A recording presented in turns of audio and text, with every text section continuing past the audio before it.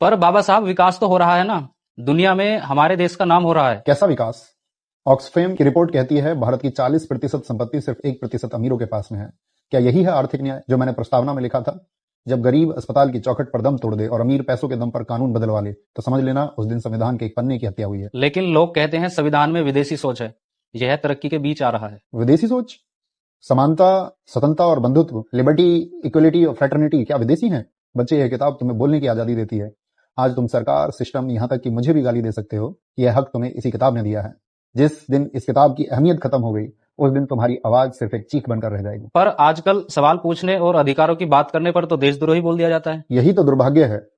लोकतंत्र की इमारत 4 स्तंभों पर टिकी थी। पहली विधायिका संसद, जहां अब बहस नहीं सिर्फ शोर होता है। दूसरी कार्यपालिका, पुलिस और अधिकारी जिन्हें संविधान की रक्षा करनी थी पर वो सत्ता की रक्षा कर रहे हैं। तीसरी न्यायपालिका, कोर्ट, जिसे अव्यवस्था और दुर्व्यवहार के खिलाफ बोलना चाहिए पर वो अक्सर खामोश रहती है। और चौथा स्तंभ, मीडिया, जिसे सरकार का आईना बनना था लेकिन वो सरकार का भोंपू बन गया है।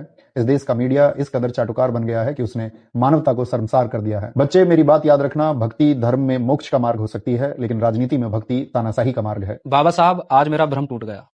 मुझे साफ दिख रहा है असली खतरा संविधान को नहीं, हमारी सोच को है। यह लड़ाई किसी पार्टी के खिलाफ नहीं, अपने अधिकार और वजूद बचाने के खिलाफ है। मैं वादा करता हूं, अब मैं भीड़ का हिस्सा नहीं, संविधान और लोकतंत्र का रक्षक बनूंगा। जिस दिन इस देश के लोग और युवा दूसरे के सारे पर नाचने से इनकार कर देंगे उस दिन भारत के संविधान को कोई खतरा नहीं होगा। जय हिंद, जय संविधान।